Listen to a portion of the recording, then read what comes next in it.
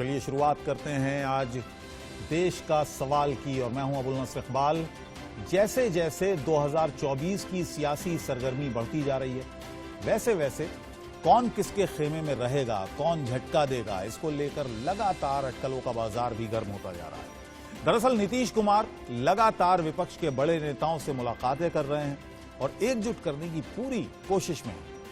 उससे तो एक बात है कि नीतीश कुमार विपक्ष में खुद के कद को सबसे बड़ा करने में लगे हुए हैं।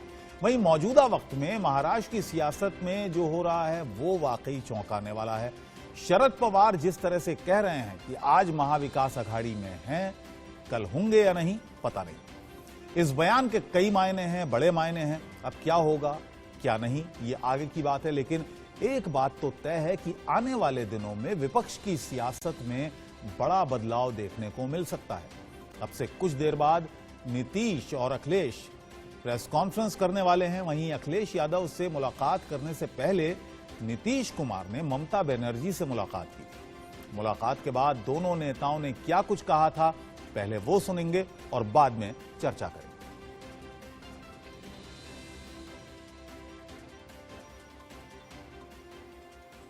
आज तो बातचीत हुई गई और पहले तो हमारा संबंध इनके साथ रहा ही है।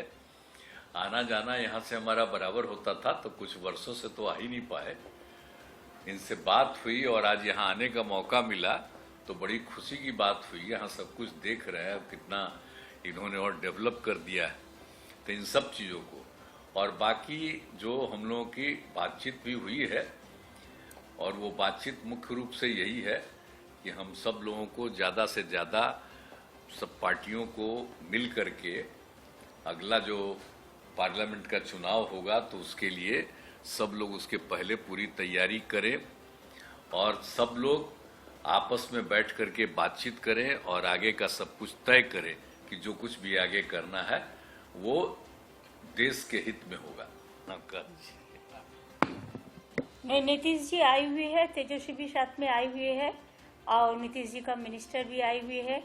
हमने खुश है कि हमारा इधर में आई हुई है बंगाल में। हम तो नीतीश जी को यही रिक्वेस्ट किया है कि नीतीश जी देखिए, जयप्रकाश जी का जब मूवमेंट हुआ था बिहार से हुआ था। अगर हम बिहार में और पार्टी मिलके मीटिंग करें, एक पहले घड़वा मीटिंग, उसका बाद में तैयार करें, बाद में कहाँ जाना है कहाँ नहीं जाना है, क्या मैनिफेस्टो है, वो सब बाद में बताएंगे। लेकिन पहले एक साथ में एक मैसेज कर देना है कि हम लोग सब एक साथ में है। हमारा तो हम तो पहले से आप लोगों को कह चुका कि हमारा इसमें कोई ऐतराज नहीं है।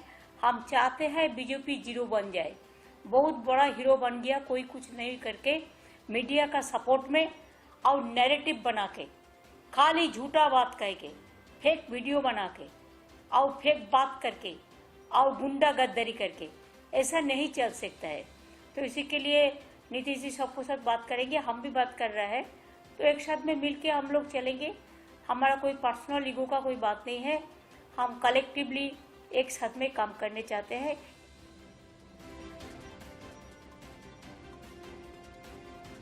तो ये तो एक पहलू हो गया जो आपने सुना। नीतीश कुमार कोशिश में है, विपक्षी एकता की वो बात कर रहे हैं। लखनऊ, दिल्ली, कोलकाता बार बार जा रहे हैं और विपक्षी एकता का दम भर रहे हैं। तो ये तो एक पहलू की बात हो गई।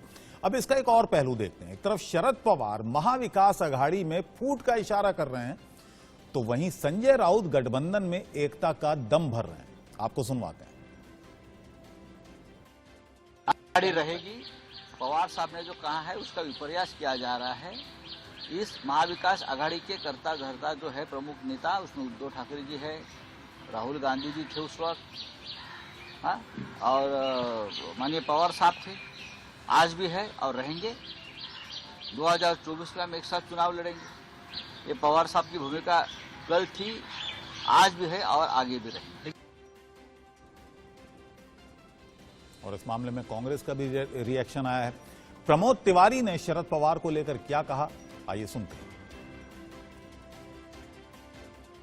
ठीक ही तो कहा है शरद पवार जी ने, वो तो सूत्रधार हैं महाराष्ट्र विकास अघाड़ी के। जब पिछली बार भाजपा और पवार साहब ने, अजीत पवार जी ने मिलकर शपथ ग्रहण कर ली थी, तो यही शरद पवार जी तो थे जिन्होंने सबको वापस बुलाया और महाराष्ट्र विकास अघाड़ी की सरकार बनाई। तो मैं समझता हूं उन्होंने बहुत स्पष्ट कहा है कि हम सबकी इच्छा है, जहां तक सीटों की बात है तो जब समय आएगा सीटों पे भी तालमेल हो जाएगा। हम विश्वास पूर्वक कह रहे हैं, सिर्फ महाराष्ट्र विकास अघाड़ी नहीं, पूरे देश में ज्यादातर विपक्ष जो भाजपा को के साथ नहीं है वो एकजुट हैं और आगामी 2024 के चुनाव में भारतीय जनता पार्टी का सफाया होगा, 100 सीटों के नीचे आ जाएगी। और विपक्ष को लेकर हो रही इस एकता की बात के बीच क्या है देश का सवाल? क्या विपक्ष की सभी पार्टियां एकजुट हो पाएंगी? क्या नीतीश कुमार विपक्ष की अगुवाई करना चाहते हैं इसलिए पहल कर रहे हैं हर मामले में? क्या नीतीश कुमार का एकजुट अभियान सफल हो पाएगा? क्या एनसीपी की तरफ से कोई बड़ा खेल होने वाला है? यह भी इस वक्त का सबसे बड़ा सवाल है। इसी पर चर्चा करेंगे। हमारे साथ खास मेहमान जुड़ गए हैं। राजीव पांडे जी हमारे साथ जुड़ गए हैं भारतीय जनता पार्टी से। चरण सिंह सप्रा हमारे साथ जुड़ गए हैं, प्रवक्ता हैं कांग्रेस के। ब्रजमोहन श्रीवास्तव जी हमारे साथ जुड़ गए हैं एनसीपी से।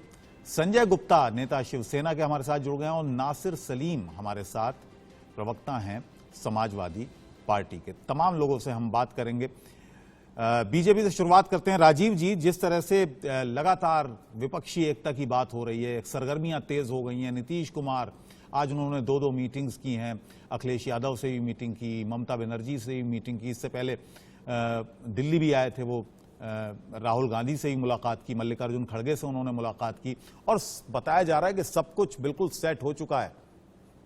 आपको क्या लगता है? देखिए अबुल जी, ये हर 2-3 महीने पर कोई न कोई इस प्रकार की घटना शुरू होती है।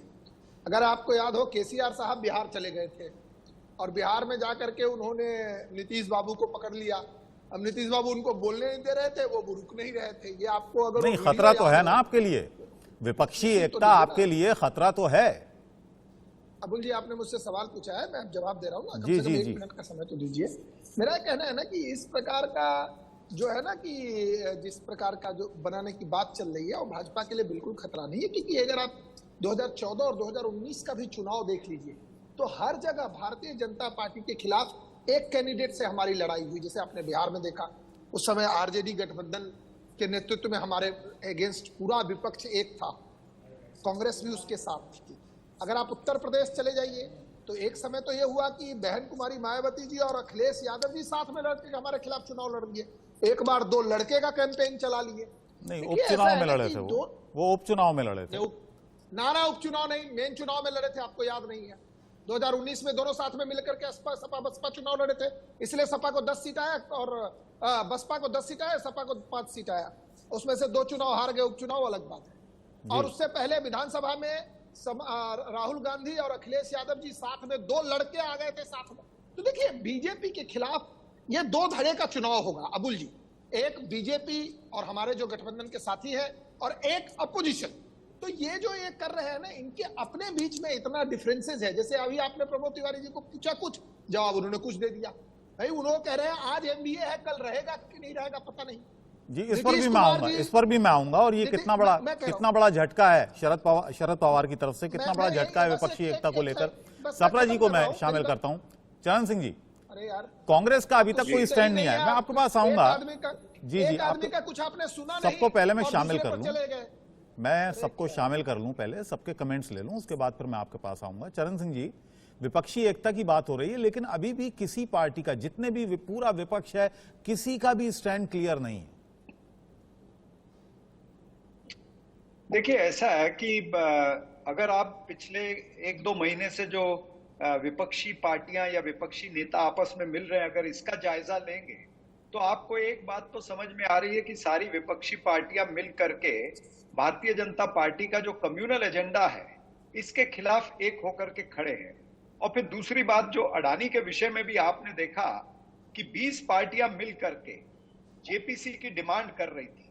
बाद में ठीक है, एनसीपी के नेता आदरणीय शरद पवार जी ने कहा कि जेपीसी नहीं, सुप्रीम कोर्ट की जो कमेटी है उससे भी काम चलेगा। जी। लेकिन सवाल ये बनता है कि आज पूरे देश के अंदर जो माहौल, जिस तरह से आज नीतीश कुमार जी और तेजस्वी यादव ममता जी को मिले, अभी अखिलेश जी को मिल रहे हैं, तो इससे एक चीज पता लेकिन वो तो चलती है कई कि मुद्दों की सारी हवा निकाल दी ना उन्होंने। विपक्षी एकता के सवाल पर ये सबसे बड़ा सवाल उठ रहा है कि जिस तरह से शरद पवार बयान दे देते हैं उससे पूरा पूरा मोराली डाउन हो जाता है विपक्ष का। आप देखिए ना, कई मुद्दों को लेकर उन्होंने इस तरह के बयान दिए, सावरकर को लेकर उन्होंने बयान दिए, उन्होंने कई मुद्दों को लेकर बयान दिए, उन्होंने अडानी मुद्दे को लेकर, जेपीसी की मांग जो हो रही थी उसको लेकर बयान दिया, उसके बाद प्रधानमंत्री की डिग्री को लेकर उन्होंने बयान दे दिया। देखिए, सावरकर का मुद्दा हो या अडानी की तहकीकात का मुद्दा हो, लेकिन इसको अगर थोड़ा सा आप अलग रखें और ये देखें कि शरद पवार जी ने कहीं भी ये नहीं कहा कि मैं जातिवादी शक्तियों के साथ जाने के लिए तैयार हूं, कहीं भी उन्होंने ये नहीं कहा कि जो विभाजनकारी लेकिन उन्होंने ये तो राजनीति कह है, जो दिया नफरत कि का एजेंडा महाविकास देश में- अघाड़ी आज अब आप है, भाई कल साहब- रहेगा या अब आप नहीं भाई साहब रहेगा मुझे बोलने इसकी दोगे कोई कि नहीं? गारंटी नहीं।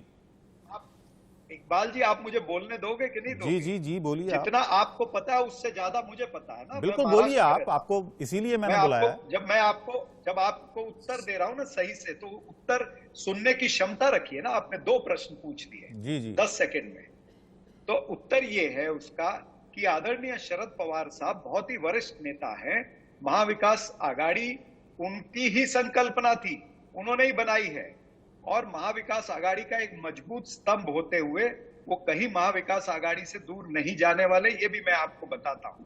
और जब शरद पवार जी बोलते हैं ना, तो वो एक तीर से कई निशाने करते हैं, ये आपको समझना पड़ेगा।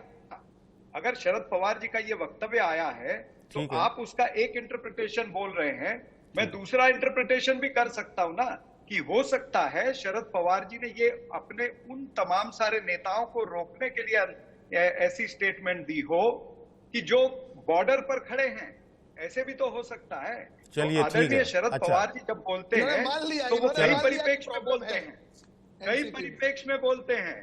तो ठीक है, आप ठीक है। एक्साइट मत होइए। महाविकास आघाड़ी जिस तरह से संजय राउत जी ने कहा है वो इकट्ठी रहेगी। महाविकास आघाड़ी वचनबद्ध है, हम आपस में, हमारा कॉमन मिनिमम प्रोग्राम है। और अगर शरद पवार जी को अलग जाना होता तो फिर वो खड़गे जी को और राहुल गांधी जी को क्यों मिलते? चलिए, शिवसेना फिर ये तमाम शिवसेना सारी नेता चीजें हमारे क्यों साथ होती? हैं। ठीक है सापरा साहब, शिवसेना नेता हमारे साथ हैं संजय गुप्ता जी, उनका भी मत जान लेते हैं इस पूरे मामले पर। जो एकता की बात हो रही है, विपक्षी एकता की बात हो रही है, और खासतौर से जो महाराष्ट्र में हो रहा है, उस पर मेरा सीधा सीधा सवाल आपसे। अबुल जी मेरा एक सवाल है, एक सेकंड। अबुल जी मेरा एक सवाल है, ये संजय गुप्ता जी शिवसेना के हैं या शिवसेना यूबीटी के हैं? गलत चीज आप अपने चैनल पे मत चलाइए। आज शिवसेना शिंदे जी के साथ है, आपके खिलाफ भी नोटिस आएगा और इनके खिलाफ भी आएगा। ये है किस पार्टी से, वो ठीक से लिखिए। ये शिवसेना यूबीटी से है या शिवसेना से है? शिवसेना मैं बता देता हूं मैं किस तरफ से हूं, ये मैं भी बता देता हूं। सही चीज लिखवाइए। नहीं, मैं सही मैं बता रहा हूं। बता देता आप किसको शिवसेना बता मानते हैं देता हूं। राजीव जी? शिवसेना केवल एक है इलेक्शन कमीशन के हिसाब से। ठीक है, जो तो फिर- एकनाथ शिंदे जी के पास है, तो फिर भरोसा एक ही है। रखिए ना आप। नहीं, ये बार-बार ये बदलते रहते हैं, इसलिए मैंने कहा। सॉरी, हो सकता है आप सही कह रहे हो। संजय जी बता दीजिए इनको, अपना इंट्रोडक्शन दे दीजिएगा प्लीज। मैं बता देता हूं, थोड़ा सा क्लियर कर देता हूं। राजीव पांडे जी, मैं खुद ही दे देता हूं।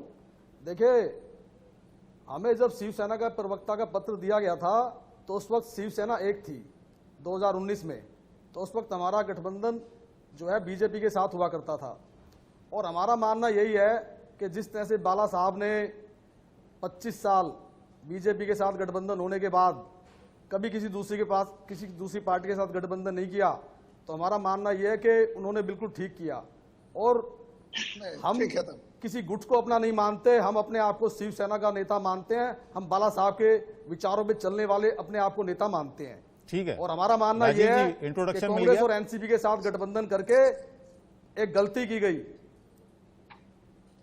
ठीक है, इंट्रोडक्शन मिल गया, अब आगे अपना जवाब भी ठीक दे है, देता चलिए हूं। अब हम मुद्दे पर दूसरा, आते हैं। अपने मुद्दे पर आते हैं अब संजय जी। विपक्षी पहले गठबंधन कमेंट आप की- दे दीजिए, फिर मैं एनसीपी ब्रजमोहन मुद्दे जी पे आ हमारे जाता साथ हैं, हूं। उनके पास जाऊंगा। मैं संजय जी। कमेंट दे रहा हूं अपना। देखिए, सिर्फ विपक्षी एकता की बात करना ही नहीं होता, सब कुछ करना भी चाहिए। जिस तरह से शिवसेना के विधायकों को फंड ना दे करके शिवसेना के नेताओं में रोष व्यक्त करके शिवसेना में 2 फाड़ किए गए, और आज इस बात की जाती है कि ये महाविकास आघाड़ी रहेगी या नहीं रहेगी। मुझे लगता है कि इसके बाद एनसीपी के स्वरूप को समझ जाना चाहिए कि एनसीपी का स्वरूप क्या है। और एक निर्णायक डिसीजन लिया जाना चाहिए। और उस डिसीजन को लेने के बाद जिस तरह से विपक्षी आज नेता एक होने की बात कर रहे हैं, एक ऐसी पार्टी के विरुद्ध जो ना सिर्फ हमारे देश में बल्कि दुनिया में जिसको माना जा रहा है, और जिस तरह से विपक्षी दल अलग अलग रह करके बात कर रहे हैं, ये ठीक इसी तरह से लगता है जैसे कोई महामुख ब्रजमोहन जी एक कमेंट आपका ले लेता हूं एनसीपी की तरफ से, उसके बाद फिर मैं नीतीश कुमार की तरफ से जो कोशिशें हो रही हैं उस पर बात करूंगा। आप बताइएगा, जिस तरह से एक के बाद एक बयान आए हैं शरद पवार साहब के, और वो झटका देते हैं विपक्षी एकता की जो बात होती है बीच बीच में, चाहे वो अडानी का मुद्दा हो, प्रधानमंत्री की डिग्री को लेकर सवाल हो, सावरकर का मुद्दा जिस तरह से मुखर थे राहुल गांधी, उसको भी उन्होंने एकदम से टर्न डाउन कर दिया। आपको क्या लगता है इस तरह के बयान क्यों दे रहे हैं? और जब तो ताजा बयान आया है महाविकास अघाड़ी को लेकर, ये तो एक मिसाइल की तरह काम कर रहा है।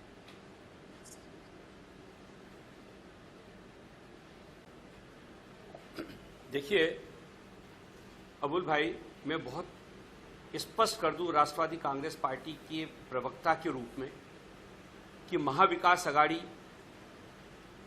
का एक अभिन्न घटक है राष्ट्रवादी कांग्रेस पार्टी, जिसपे कांग्रेस और शिवसेना उद्धव ठाकरे जी शरीक हैं। इसमें किसी प्रकार का कोई ना बदलाव है और ना किसी प्रकार का इसमें भ्रम है।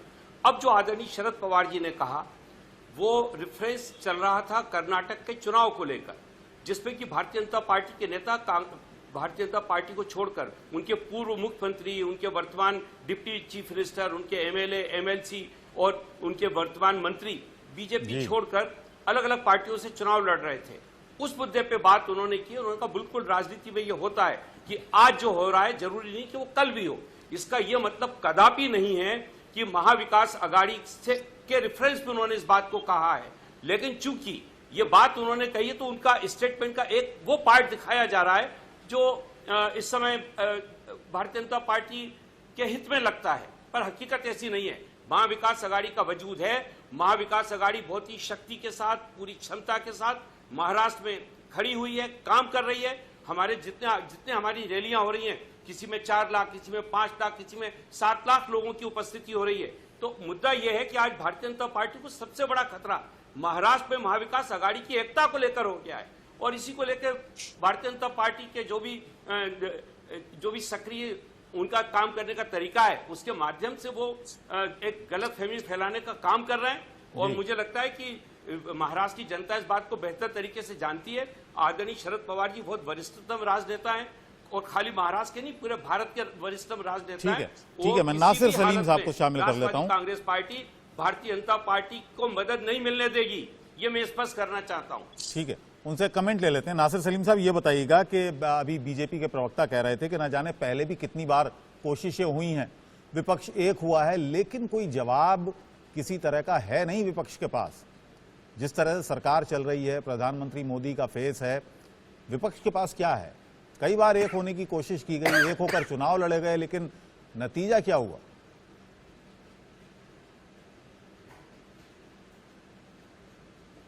आप अनम्यूट कर लीजिएगा। जी नमस्कार और आदाब। आवाज आ रही है बात? जी जी बताइए। जी नमस्कार और आदाब। देखिए पहली बात तो शुक्रिया कि आपने मुझे बुलाया और अपने पैनल पे जोड़ा। देखिए जहां तक नतीजों का सवाल है, अब इसके 2 तरीके हैं देखने के लिए। 2019 की अभी हमारे भारतीय जनता पार्टी के प्रवक्ता साहब कह रहे थे कि भाई बीएसपी बहन मायावती जी ने और अखिलेश जी ने गठबंधन किया, मगर उस गठबंधन का क्या नतीजा है आपके सामने है। 80 सीट लोकसभा सीट्स हैं, उसमें से भाजपा 65 पे आ गई। तो जो उनका नंबर था, अगर आप नंबर के ऊपर जाएं 2014 और 2019 में, तो वो नंबर गिर के 15 सीट जो हैं वो विपक्ष को मिली। तो ये बात कहना एक तरफ की कुछ नहीं मिला, उसका क्या नतीजा आएगा, वो गलत बात है। नतीजे आपके सामने हैं।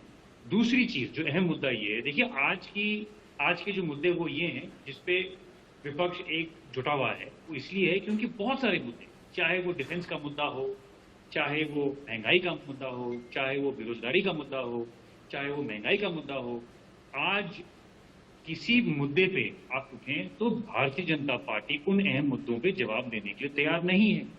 अब जाहिर बात है जब आपको जवाब नहीं मिल रहे हैं, आप डिबेट आज अलायंस पर है, ये आवाज, दूसरा डिबेट कराना जनता चाहते की हैं आवाज को आप जी। दबाने की कोशिश कर रहे हैं, जनता की आवाज को दबाने की कोशिश कर रहे हैं, तो उससे तो कुछ हल नहीं निकलेगा।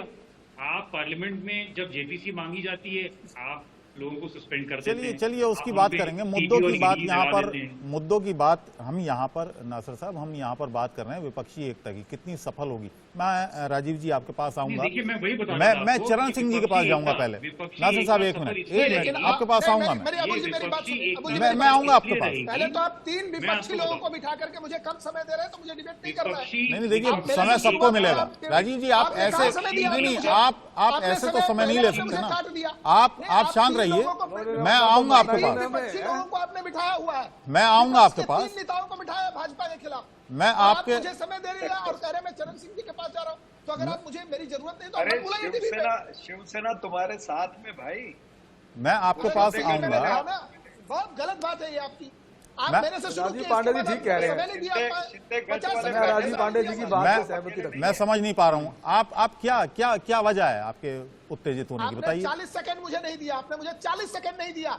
आपने चरण सापरा जी को जितना समय दिया उसका आधा समय अभी मुझे दिया। 40 मिनट और हैं उसके आपके बाद पास, अभी 40 मिनट हैं आपके पास, शांत रहिएगा। 40 मिनट हैं, मैं आऊंगा आपके पूरे पास, 40 मिनट पूरा इन्हीं को पूरा दे मैं दो। मौका दूंगा आपको। आप 40 सेकंड की बात कर रहे हैं, चलिए अच्छा बोलिए, पहले आप ही बोलिए, क्या कहना चाह रहे हैं बताइए। नहीं, आप क्या कहना चाहिए नहीं है, आप मेरा क्या कहना है, आप तीन विपक्ष के लोगों को रखिए तो उस हिसाब से आप मुझे समय देंगे। मैं दो बातें कहना चाहता हूँ। ठीक है, नहीं है, थोड़ा वो सा हमारे पेशेंस ब्रजमोहन रखिएगा, श्रीवास्तव जी ने- थोड़ा मेरी सा बात पेशेंस, सुनिए, ब्रजमोहन- थोड़ा सा अपने पेशेंस बीच में रखिएगा, ब्रज- भरोसा रखिएगा, ब्रज- थोड़ा सा पेशेंस रखिएगा। नहीं, शिवसेना ब्रजमोहन श्रीवास्तव जी ने ना। कहा कि चलिए। वो सबसे बड़े नेता है, बिल्कुल चलिए। वो बहुत सीनियर लीडर है। ठीक है। लेकिन उन्होंने जब जो कहा है आज तक शरद पवार जी ने, जी। उसको उन्होंने सोनिया जी के विदेशी मूल का मुद्दा उठा करके पार्टी तोड़ी और 2 महीने के बाद जाकर उनके साथ बैठ गए।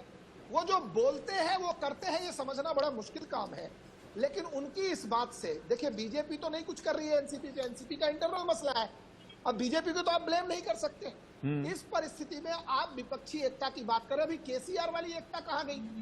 क्या अखिलेश यादव जी ने कहा था कि हम किसी भी कीमत पर कांग्रेस और बीजेपी से साथ नहीं मिलाएंगे, तो कांग्रेस के साथ नहीं जा सकते। इधर नीतीश कुमार जी कांग्रेस के गठबंधन में शामिल है। तो ये क्या चल रहा है? जो मेन मुद्दा है कि क्या देश को अस्थिरता की तरफ ले जाने का प्रयास कर रही है विपक्षी पार्टियां, कि हम सब लोग सीएम पीएम एचएम बनाएंगे देश में। आपको केवल अलायंस, बस मैं लास्ट लाइन बोल रहा हूं, अलायंस खत्म, अलायंस करने से नहीं होता है। नहीं, अलायंस करना राजीव जी, अलायंस करना, गठबंधन बनाना, अलायंस करना, गठबंधन बनाना क्या असंवैधानिक है? क्या गठबंधन करना कानूनन अपराध है? अरे कौन बोल रहा है ये? अबुल जी आपको मैंने क्या कहा? अलायंस के साथ आपको कश्मीर प्रोग्राम में लेकर के आना पड़ेगा। महबूबा इस मुफ्ती के देश साथ में- अलायंस कर लेती है अरे फिर- बीजेपी, वो ठीक सुनिए है। ना, मैं बता रहा हूं, आप महबूबा पर सुनना जी। चाहते हो उसका जवाब दे दूंगा, लेकिन पहले मैं क्या कह रहा हूं, अलायंस बिल्कुल करिए। भारतीय जनता पार्टी भी एनडीए हमारा अलायंस है। उस प्रोग्राम क्या है आपका? आपका प्रोग्राम लेकर के जनता के बीच में जाइएगा ना। हमारा प्रोग्राम है सबका साथ, सबका विकास, सबका विश्वास। आपका क्या प्रोग्राम है कि मुझे तुम ये मलाई वाला पोस्ट दो? एमबीए की सरकार थी, इनके 2 मिनिस्टर जेल चले गए 100 करोड़ के उगाही। ब्रजमोहन जी के 2 मिनिस्टर, एक तो अभी भी जेल में सड़ रहा है, एक जो यूपी से आया हुआ मुंबई में एक व्यक्ति है नवाब मलिक, आपका वो आपके अभी केंद्रीय जेल में मंत्री है। जमानत पे सुप्रीम हैं। कोर्ट नहीं गया। 4 दिन पहले सुप्रीम- गजेंद्र सिंह शक्तावत जी को मैं क्या जमानत कह रहा हुई है हूं? 900 करोड़ अरे के तो घपले पूरी में। तो- 900 मैंने- करोड़ का वो- घपला है संजीवनी क्रेडिट अरे मैंने सोसाइटी आपको का। एक सवाल हाई कोर्ट कहा। से जमानत लेके बैठे हुए हैं, केंद्रीय मंत्री बन के जमानत पे बैठे हुए हैं। एमबीए रट रहे हैं, केंद्रीय 2 मंत्री मिनिस्टर बन के जो जमानत पे है, बताइए आप। 900 करोड़ के अरे घपले मैंने में कहा- आप बात कर रहे हैं पांडे जी देखिए, नैतिकता की। एक मांगिए उनका मैंने क्या इस्तीफा, कहा, जेल करवाइए में उनका आप जेल में इस्तीफा। आने अंतर नहीं आ रहा है। कैसे बैठे केंद्रीय मंत्री बन के अंतर इस समझ में आता है। जमानत एक पे? आदमी को जेल में होना और बेल पर होना, दोनों में अंतर है। बेल पर होने का मतलब है कोर्ट ने माना कि इनका जो केस है ना उसमें इनको बेल पे रखा जाए। अरे आपके केंद्रीय जो मंत्री मिनिस्टर है, जिनको आपने बेल कहा, पे अरे 900 सुनो करोड़ यार, के घपले में। बिल्कुल समझ नहीं आ रहा है कल्पना आपको। करिए आपको आप। लीगल समझ नहीं है, मुझे पता है। आपसे मैं बहुत डिबेट किया हूँ। मेरा कहना है आप क्यों नहीं समझ में आ रहा? साल भर जेल ये रहा। लीजिए, वो भी तो घपला अभी है। वो जेल में है। सरकार में और बैठे आप इसकी कह रहे जेल नहीं हैं गई, इतनी सी मोदी बात जी है। से- जिसकी और क्या है, जिसकी नहीं तो जो- वो भी जेल में होते हैं। जिस पर छवि 900 जिनकी करोड़ का छवि घपला, पूरे विश्व 900 में है, करोड़ मोदी जी की संजीवनी छवि क्रेडिट देश सोसाइटी में राजस्थान की। इतने दिनों से रहे हैं। पहले वो केंद्रीय CM मंत्री बन रहे, के बैठे बेशर्मी 9 के साल साथ। से प्रधान इसका तो रहे। जवाब दीजिए ना। ब्रजमोहन जी जो नैतिकता की पूछ बात रहे हैं 200 करोड़ के घोटाले पे, तब बोलिए कुछ राजीव जी। मैं बोल रहा हूँ ना, तो आप ये बीच बीच में बोल रहे हैं। मैंने 900 क्या कहा? 900 हाँ। अरे, 900 तो करोड़ का बोलिए ना। घपला है संजीवनी मैं जवाब क्रेडिट दे रहा हूं। सोसाइटी का। अरे मैं दे रहा हूं ना, अब तो रुक जाओ ना। एक ही बात देखिए, इनका ब्रजमोहन जी की प्रॉब्लम क्या है, एक लाइन बोलेंगे वही बोलेंगे। अब सवाल लेना है, जवाब ले लो। मैंने क्या कहा, आपने एफआईआर कराया, आपकी सरकार है, फेक एफआईआर भी करा सकते हैं। आज कोर्ट ने जमानत दे दी। इनके केस में क्या हुआ, इनका जो नवाब मलिक है 1.5 साल, अच्छा, जिसकी सरकार होती है वो एफआईआर करा सकता है? नहीं, मैंने नहीं कहा। अगर वो उस केस के बारे में तो आप मुझे बोलते तो मैं पूरा पेपर लेके आता। आपने कहा ना, महाराष्ट्र सरकार ने उनके बोलने से मैं नहीं मानूंगा ना। महाराष्ट्र के केस में नवाब मलिक और इनके देशमुख के एक सुप्रीम कोर्ट ने बेल रिजेक्ट किया। अरे बेल किसने रिजेक्ट किया? केंद्र सरकार का बेल किसने रिजेक्ट किया है? सुप्रीम कोर्ट ऑफ इंडिया ने किया है, बॉम्बे हाई कोर्ट ने किया है। आज नवाब मलिक जेल के भीतर है, मुद्दा गिरफ्तारी है। गिरफ्तारी किसने की है? गिरफ्तारी की है आपकी केंद्रीय एजेंसियों ने। बिल्कुल, भ्रष्टाचारियों की गिरफ्तारी होगी और फिर वो कोर्ट में जाए और बचे। ठीक है, चलिए अब उस मुद्दे की हम बात नहीं कर रहे। हम विपक्षी एकता की बात कर रहे हैं। ब्रजमोहन जी आऊंगा एक मिनट, मैं आपके पास आऊंगा। चरण सिंह जी, एक चीज बताइएगा कि लगातार ये बात हो रही है, मल्लिकार्जुन खड़गे से भी मुलाकात हुई नीतीश कुमार की, राहुल गांधी से भी मुलाकात हुई थी दोनों नेताओं की। ऐसे में कांग्रेस का स्टैंड अभी तक क्लियर नहीं है। कांग्रेस उस गठबंधन में शामिल होगा, नहीं होगा, क्या स्टैंड रहेगा 2024 में कांग्रेस का, अभी भी ये बहुत साफ नहीं है बिल्कुल। और कांग्रेस के बिना विपक्षी एकता कैसी होगी? मैं आपकी बात समझा नहीं। कांग्रेस पार्टी ने ये क्लियर कट कहा है और आदरणीय खड़गे साहब ने भी कहा है और श्री राहुल गांधी जी भी यही कहा है कि विपक्षी एकता के लिए हम आगे रहेंगे और इस विपक्षी एकता के लिए हम सबसे मिलेंगे भी, और हम जो भारतीय जनता पार्टी का एजेंडा है उसके खिलाफ हम सब मिलकर के 2024 का चुनाव लड़ना चाहते हैं। प्रधानमंत्री पद की कीमत पर साथ में रहेंगे? एक मेरी बात सुन लीजिए ना पहले आप। देखिए 2024 का जो चुनाव है ना, वो मोदी वर्सेस मुद्दा होगा।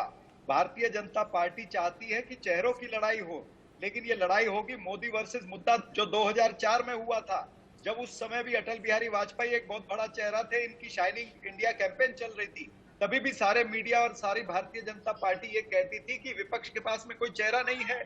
आदरणीय श्रीमती सोनिया गांधी जी के नेतृत्व में हम चुनाव लड़े, 140 सीटें हम जीत करके आए और डॉक्टर मनमोहन सिंह जी प्रधानमंत्री बने कि नहीं बने?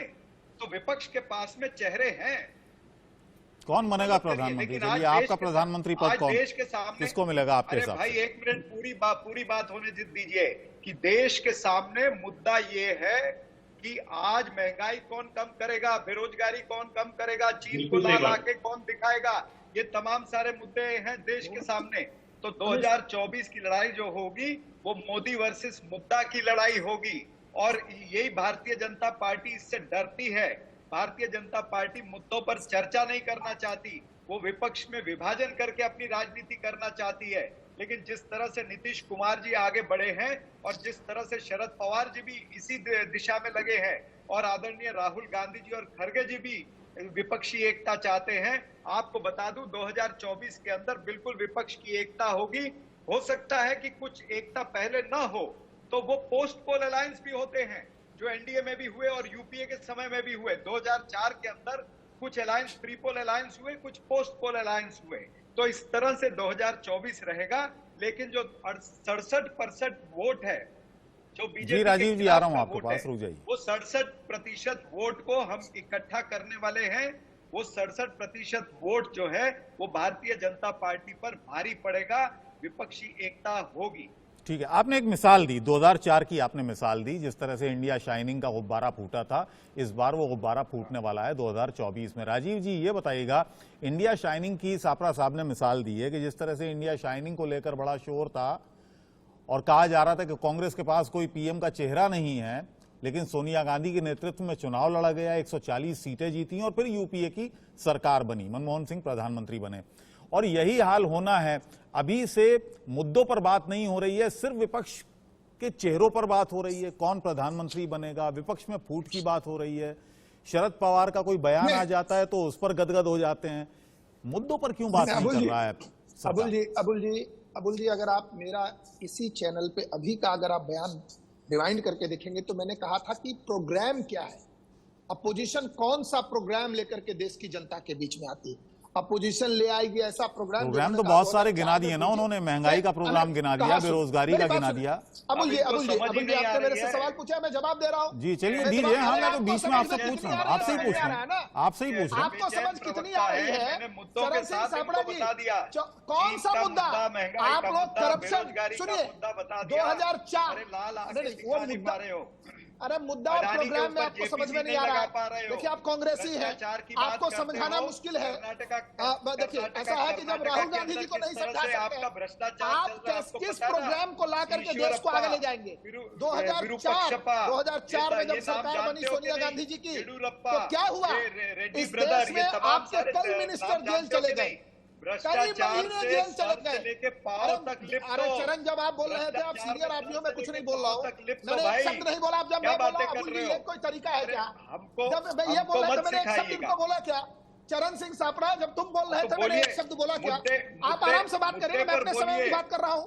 मैंने क्या कहा? हाँ, विपक्ष करिए के ना। पास कोई प्रोग्राम नहीं है, विपक्ष के पास कोई प्रोग्राम नहीं है, इसीलिए देश की बता जनता ने दिया हूं भाई। 2014 में मोदी जी के 5 साल काम करने के 14 बाद को पेल 2019 रहे में हो। 19 में सीटें 14 बढ़ा को करके पेल दिया। रहे हो, दूसरी बात मैं एक बात 2024 बता आ देता गया हूं, है। ये जो कांग्रेस पार्टी है, जिसका करप्शन मूल मंत्र है, और ये जो दूसरी पार्टी देखो। जितने पार्टियों का अरे, नाम ले रहे हैं, ये सब करप्शन येडियुरप्पा, किंग सोनिया गांधी के ये नाम समर्थन याद है? राजीव जी, में याद है? राजीव जी, समर्थन नहीं करेगी। परसों ही आपने- नहीं, आपने एक अबुल मिनट, जी, सापरा साहब, आप जो सापरा कह रहे हैं, साहब, शो, सापरा साहब, एक मिनट, मुझे सवाल पूछने दीजिए। अबुल जी, गला फाड़ रहे अबुल जी, हो, मुझे एक बात आपके सुनिए। चार जब मैं मुझे चार सवाल साल पूछने में साहब बोले थे, मैंने सापरा ऐसे साहब, बोला। सापरा साहब, इसमें आप मुद्दों की कैसे बात बोलने कर रहे हैं दे ना, आप मुद्दों की बात कर रहे हैं, आप कह रहे हैं कि मुद्दों पर बात क्यों नहीं हो रही है। एक चीज बताइए, 2014 में क्या पेट्रोल डीजल मुद्दा था? बिल्कुल 2014 में एक मिनट, पेट्रोल, डीजल और महंगाई को मैं बीजेपी मेरा ने सवाल राजीव पांडे जी मुद्दा से, बनाया था। सापरा साहब, मेरा मैं बता सवाल रहा हूं। राजीव पांडे जी, जी, बताइए बताइए। मैं कह रहा हूं, इस देश में पेट्रोल डीजल मुद्दा तब भी था और मुद्दा आज भी है, लेकिन देश की परिस्थिति देखते हुए, जिस तरीके से आज यूक्रेन और रशिया में वॉर है, जिस तरीके से 80 रुपए डॉलर से जाकर के तेल $140 तक गया, इसके बाद भी भारतीय जनता पार्टी की सरकार ने उसको स्टेबलाइज रखा है। जिस प्रकार से कोरोना, सुनिए, आप बीच में सवाल पूछे तो जवाब सुन लीजिए। इसको अंग्रेजी में स्टेबलाइज कहते हैं, हिंदी में क्या कहते हैं? पूरे देश में, अरे बीच में बोल रहे हैं, पूरे हिंदी देश में स्टेबलाइज को क्या फ्री कहते हैं? वैक्सीन बटी है। दुनिया की सबसे बड़ी 100 साल की सबसे बड़ी महामारी को जिस तरीके से मोदी जी ने हैंडल किया है पूरी दुनिया में बेस्ट तरीके से, सबसे कम मोर्टेलिटी रेट है हिंदुस्तान का पूरी दुनिया में, और जिस प्रकार से आज भारत की इकोनॉमी नंबर 1 पर है, जिस प्रकार से ये AK एंटनी बोलते थे कि हमारे पास गोली या बंदूक के लिए पैसा नहीं है, ये जी। किस किस को लेके आते हैं? जनता। चरण सिंह जी। अबुल जी, इकोनॉमी आप नंबर और ठीक है, चरण अब बोलने सिंह दीजिए को चरण सिंह जी को, ज्यादा जवाब समझ है। जवाब सुन ज्यादा लीजिएगा समझ है राजीव जी। जनता के पास। देखिए, ऐसा राजीव है, जी। से और चरण सिंह सापड़ा से ज्यादा समझ है हैरत जनता होती के है जब पास, ये लोग ऐसी और जनता ये बातें सारी करते चीजें हैं। देख रही है, ठीक और है। इसलिए मोदी जी के कि वो नेतृत्व में फिर व्यक्ति सरकार है। बनेगी। ठीक है, चरण सिंह ये जी, वो मैं ब्रजमोहन व्यक्ति जी है आऊंगा जो- आपके पास। ये वो व्यक्ति हैं जो 100 स्मार्ट सिटी का वादा कर रहे थे और एक भी स्मार्ट सिटी इन्होंने नहीं बनाया। ये वो व्यक्ति हैं जो कह रहे थे कि पेट्रोल डीजल का दाम जो है वो 30 रुपए हो जाएगा, इन्होंने 100 रुपए तक पहुंचा दिया। वो व्यक्ति है जो कहते थे गैस का सिलेंडर जो है 350 अरे रुपए ऑयल कर देंगे, बॉन्ड आज छोड़ करके 1100 सोनिया रुपए हो गांधी गया। गई थी ना। अरे आटे सोनिया दाल गांधी का से भाव- पूछिए ना कि आटे करप्शन दाल की वजह का से भाव ऑयल जानते हो? बॉन्ड क्यों अपनी- छोड़ के अपनी गई? पत्नी से पूछिए आटे दाल का भाव क्या है। खाने के तेल का भाव जो 50 रुपए लीटर होता था 290 रुपए लीटर हो गया है। तो ये पता नहीं आपको कहां से अंदाजा आप किस नहीं दुनिया में है। पैर में पहनने वाली चप्पल से लेके हवाई जहाज तक सब कुछ महंगा कर दिया आपने। ओला पर, उबर पर, सब जगह पर जीएसटी लगा दिया आपने। हर चीज को, जीवन आवश्यक इतना वस्तुओं को झूठ महंगा बोल कर रहे दिया। हैं आप। भाजी 40 तरकारी को नए महंगा एयरपोर्ट कर बने, दिया आपने। गांव में और बात चप्पल करते पहनने हो- वाला और बात एयरपोर्ट करते हो पर फ्लाइट से यूक्रेन चल रहा की। है। अरे बात करते हो दरभंगा से यूक्रेन की, लेकर शर्म आनी के चाहिए ऐसे ऐसे आपको। छोटे अगर एयरपोर्ट सत्ता बने, नहीं चला सकते वो तो हर जगह कुर्सी लोग से चढ़ हट रहे जाओ। हैं। ये नहीं चला सकते तो प्रॉब्लम कुर्सी से देश में हट जाओ। आम जनता से ज्यादा कांग्रेस डायनेस्टी की प्रॉब्लम है। कुछ तो मिलता नहीं आपको। ठीक है, चलिए, आप कह रहे थे मुद्दों पर बात नहीं होती है, मुद्दों पर बात कर ली गई, मुद्दों पर बात कर ली गई। अब हम जो, ठीक है, आज का हमारा जो सवाल है, ठीक है, सापरा साहब, राजीव जी, डायनेस्टी पर जाते हैं मैंने 36 डायनेस्टी के लोगों को कर्नाटका में चलिए, ठीक है, ये बात मैंने इसलिए छेड़ दी थी ये बात मैंने इसलिए छेड़ दी थी क्योंकि राजीव जी बार बार ये कह रहे थे कि मुद्दों पर ये बात नहीं कर रहे हैं, विपक्षी एकता की बात हो रही है लेकिन मुद्दों पर, प्रोग्राम क्या है इस पर बात नहीं हो रही है। ये बात मैंने इसलिए छेड़ी थी। ब्रजमोहन जी एक चीज बताइएगा, ठीक है राजीव जी शांत रहिए, इनका प्रोग्राम है देश बेचना, ठीक है इनका कांग्रेसियों ने देश ब्रजमोहन बेचा जी, आज तक। ब्रजमोहन जी एक चीज बताइएगा, जब कांग्रेस से जब महागठबंधन की बात होती है, जब महागठबंधन, एयरपोर्ट बेची, सापरा साहब ठीक है मैं आऊंगा। ब्रजमोहन जी एक चीज बताइएगा, जब बात होती है विपक्षी एकता, उंगली हमारे पर दिखाओगे? सर मैं आऊंगा आपके पास। ब्रजमोहन जी, जब बात होती है विपक्षी एकता की, तब ये कहा जाता है और खासतौर से कांग्रेस को मुखातिब होकर जो रीजनल पार्टीज के नेता हैं वो ये कहते हैं कि अब रीजनल पार्टीज को कांग्रेस पार्टी को बढ़ावा देना चाहिए, कांग्रेस पार्टी को खुद पहल करनी चाहिए कि वो रीजनल पार्टीज को आगे करे बनिस्बत खुद आगे होने के। इसका क्या मतलब है?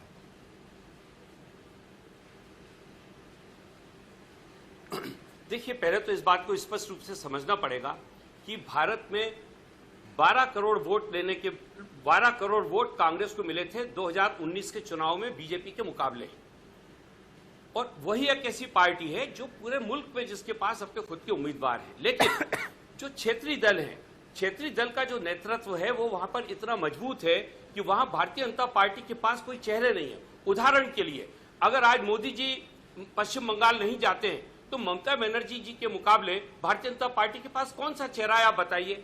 आज महाराष्ट्र में अगर मोदी जी नहीं आते हैं तो आदरणीय शरद पवार जी से बड़ा कौन सा चेहरा है उनके पास। इसी प्रकार से नीतीश कुमार जी अगर बिहार में जाते हैं तो वहां पर बीजेपी के पास कौन सा बड़ा चेहरा है। तो रीजनल पार्टियों की जब ये बात आती है, उसके पीछे जो कारण है वो बहुत ही स्पष्ट है। इस पर आदरणीय शरद पवार जी ने भी कहा है और आदरणीय नीतीश कुमार जी ने भी कहा है कि जो क्षेत्रीय दल जहां मजबूत है, जहां पर कि उनकी शक्ति भरपूर है, और वहां पे वो भारतीय जनता पार्टी को यदि टक्कर दे सकते हैं तो वहां कांग्रेस उन क्षेत्रीय दलों को आगे बढ़ने के लिए मौका दे। क्योंकि आज हमारा उद्देश्य क्या है? हमारा उद्देश्य कि किसी भी हालत में 2024 में भारतीय जनता पार्टी की सरकार नहीं बननी चाहिए, क्योंकि ये लोग लगातार लोकतंत्र की अवहेलना कर रहे हैं, ये लगातार सेंट्रल एजेंसियों का उपयोग कर रहे हैं, और ऐसी कोई इनकी नीति नहीं आई है जिससे देश का विकास हो। ये सबसे बड़ा मुद्दा है। गरीबी है, महंगाई है, किसानों के बारे में सरकार का कोई चिंतन नहीं है। इन सारी बातों को ध्यान में रख के ये जब बात आती है रीजनल पार्टियों की, तो उसके पीछे ये उद्देश्य है। आज जैसे कि आज नीतीश कुमार जी और तेजस्वी यादव जी ने जाके मुलाकात की आदरणीय ममता जी से, ममता जी ने कितनी स्पष्ट तरीके से कहा कि मेरा कोई ईगो नहीं है, हम चाहते हैं हम सब लोग। लेकिन सवाल यह है ना कि क्षेत्रीय दलों में किसको आगे करें? अगर उत्तर प्रदेश की बात करेंगे आप, अगर उत्तर प्रदेश की आप बात करेंगे, सबसे बड़ा स्टेट है, तो वहां पर बहुत सारे क्षेत्रीय दल हैं। किसको आगे करेगी कांग्रेस? बीएसपी को आगे करेगी, समाजवादी पार्टी को आगे करेगी? देखिए जहां पर उनके चुनाव के परिणामों में उनको ज्यादा मत मिले हैं, जहां उनका वर्चस्व है। देखिए, राजनीति का मूल्यांकन कैसे होगा? खाली कहने से तो नहीं होगा। इस बात पे होगा कि कहां किस पार्टी को ज्यादा वोट मिले। अगर हमको ऐसा लगता है कि वहां पर क्षेत्रीय दल के किसी ग्रुप को या किसी समूह या पॉलिटिकल पार्टी को ज्यादा वोट मिले, वहां पर कांग्रेस का समर्थन उनको मिल जाए। जहां कांग्रेस का कैंडिडेट मजबूत है, संजय जी आपका मत क्या है? वहां पर विपक्षी एकता के कारण वो नहीं जीत पा रहा है, वहां पे विपक्ष एक हो जाए, ये उद्देश्य है। ठीक है संजय जी, सर जी बताइए। देखिए, विपक्षी एकता की बात जिस तरह से हमारे ब्रिजमोहन जी कर रहे हैं, मतलब पहले कांग्रेस को तोड़ा, उसके बाद फिर सोनिया गांधी जी के साथ जाकर बैठ गए, फिर अब शिवसेना के साथ शिवसेना को तोड़ा, और अब जहां जाएंगे उसके बाद मुझे लगता है कि सबको समझ में आएगा। और विपक्षी एकता की सिर्फ बात करना ही काम नहीं होता, उसमें कुछ इस तरह के ठोस काम भी दिखाने होते हैं कि जिससे पता चले कि सिर्फ बातें नहीं है।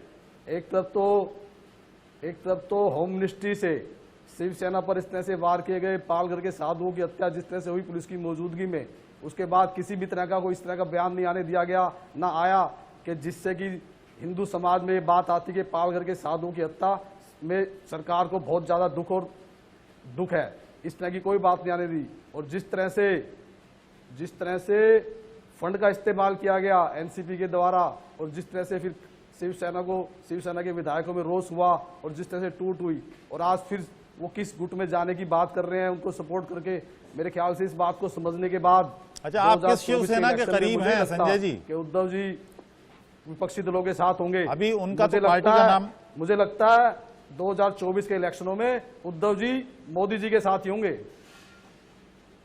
नहीं, वो तो मना कर रहे हैं, वो तो कह रहे हैं कि भारतीय जनता पार्टी ने कह दिया, दोनों ही पार्टियों ने कह दिया कि हम कभी साथ में नहीं जाएंगे। वो तो मना, राजनीति में क्या मना होता रहता है, क्या नहीं होता रहता। शरद पवार जी ने महाविकास गठबंधन बनाया, बीजेपी प्रवक्ता बैठे हैं हमारे साथ, वो खुद बता देंगे आपको। जिस तरह से अजीत पवार जी की जो बात हो रही है, क्या इन बातों से पता नहीं चलता? देखिए 30 साल पुराना संबंध है शिवसेना का बीजेपी से। बहुत बार बहुत मुद्दों पर बात अटकती फटकती है, बात खत्म हो जाती है। क्या जो विधायक आज टूट करके गए हुए हैं, जो विधायक आज शिवसेना के टूट करके, क्या वो विधायक शिवसेना के नहीं है जिनके साथ आज बीजेपी की सरकार बनी हुई है? अगर शिवसेना के लोग जा सकते हैं तो ठाकरे परिवार है, ठाकरे परिवार से ही शिवसेना है। शिवसेना ठाकरे परिवार, शिवसेना ठाकरे परिवार से है, ठाकरे परिवार शिवसेना से नहीं। और मुझे नहीं लगता कि शिवसेना अभी एनसीपी का असली स्वरूप देखने के बाद इनके साथ रहेंगे।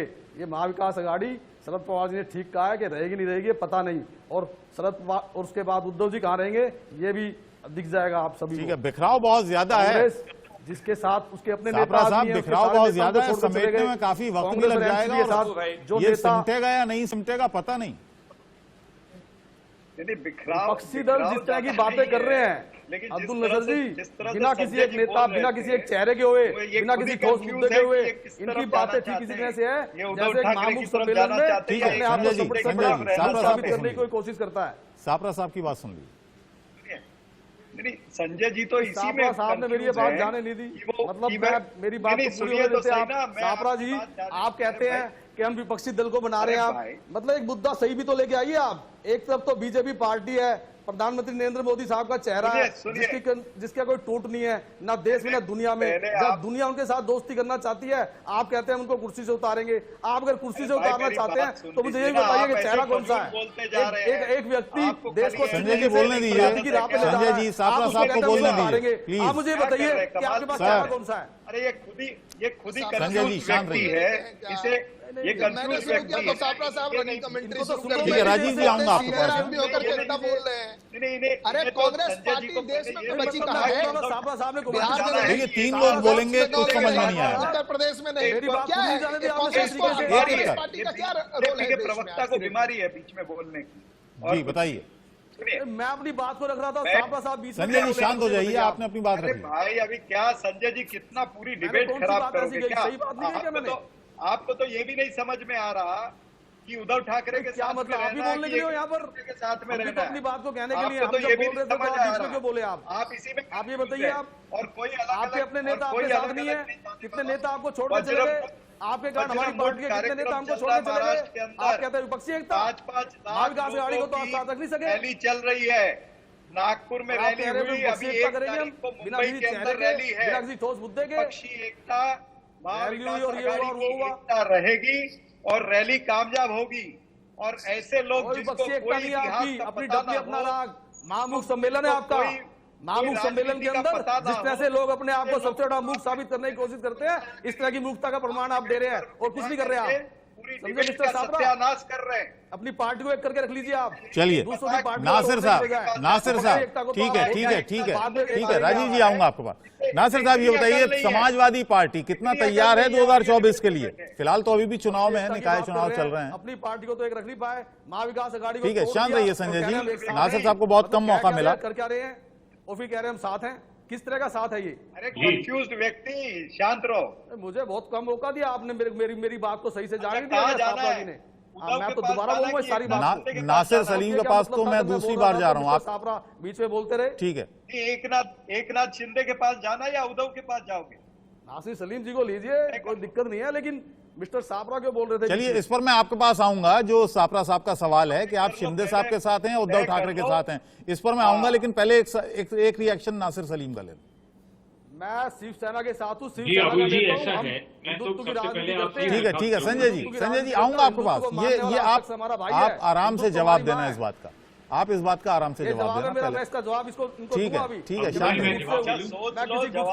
ठीक है मैं पूरी शिवसेना को एक मानता हूं। प्लीज ऐसा है संजय जी, मैं पहली चीज तो ये बोलना दोनों के एक बार डेकोरम मेंटेन कर लें। आज की मैं इस डिबेट बात का बिल्कुल जवाब दे खराब दूं हो क्योंकि गई, इस बात का सब एक जवाब में से दूसरे की बहुत तरफ लोग बोल मांगते रहे हैं कि आप किस शिवसेना से हैं। क्या मतलब 30 साल साथ रहने के बाद हम इस बात का जवाब दें कि हम किस शिवसेना से हैं? ठीक है, सारी आपकी शिवसेना मर्जी हमारी है। आप ना बीजेपी दें हमारी जवाब, आपकी मर्जी है। हम ही तो एक हिंदुत्व को अरे मानने वाले कमाल तीसरा है। कौन है? आप मुझे बताइए। आप ठीक है, अब नासिर साहब को बोलने दीजिए। आप मुझे बताइए तीसरी पार्टी कौन सी है? उद्धव ठाकरे के हो या एक और जो एक पार्टी थी उसको कांग्रेस और एनसीपी ने मिलकर तोड़ दिया और ये कह रहे हैं कि हम एक उद्धव ठाकरे के साथ हो या है। एक किस तरह के साथ है ये? स्पष्ट बताओ भाई ना। देखिए, लोकतंत्र में तो सवाल होंगे, जवाब भी देने पड़ेंगे। ये क्या बात हुई कि मुझसे जवाब कोई, सवाल जवाब कोई ना करे? ये तो बताओ, उद्धव ठाकरे के साथ हो या एकनाथ शिंदे के साथ हो? कहीं तो रहना पड़ेगा ना, दोनों के साथ कैसे रहोगे? दोनों हमारे हैं, सारी शिवसेना एक है। जिस शिवसेना को आप लोगों ने अरे मिलकर के दोनों तोड़ा है नाव ना, पे पैर वो कैसे सारी रखोगे? शिवसेना एक डूब होगी जाओगे। और बीजेपी के साथ होगी। आप देख लेना आपके असली स्वरूप को शिवसेना जल्दी पहचानेगी। डूब जाओगे। जो लोग अच्छा, आज भी अरे हमारी आज पार्टी में जो किसके लोग साथ मैं भी हो? उत्तर उद्धव पूर्व में ठाकरे हूं, के लेकिन साथ या मैं एकनाथ शिंदे शिंदे जी के को मैं साथ? मानता हूं। आज मैं किसके साथ उद्धव हो जी ये के तो ग्रुप में बता हूं, दो। लेकिन शिवसेना को, पूरी आज तो शिवसेना को दोनों अपना साथ एक मानता हूं। मैं शिंदे ग्रुप को भी अपना ही मानता हूं। 30 साल साथ काम ये किया सब हम को लोगों ने। मानते हैं। बाल ठाकरे नहीं हो ना। क्या एक बार इधर उधर हो जाने से हमारा भाई बंदी खत्म हो जाती है? कभी खत्म नहीं होगी। या तो कह दो कि मैं खुद बाल ठाकरे हूँ, मैं दोनों को इकट्ठा कर लूंगा, बाल ठाकरे जी बन जाओ। क्या फजूल की बातें कर रहे हो? बिल्कुल, मैं किसके हम यही साथ हो? चाहते उद्धव हैं। ठाकरे के हमारी साथ या पार्टी का हर एकनाथ आदमी शिंदे ये के साथ चाहता हो? है।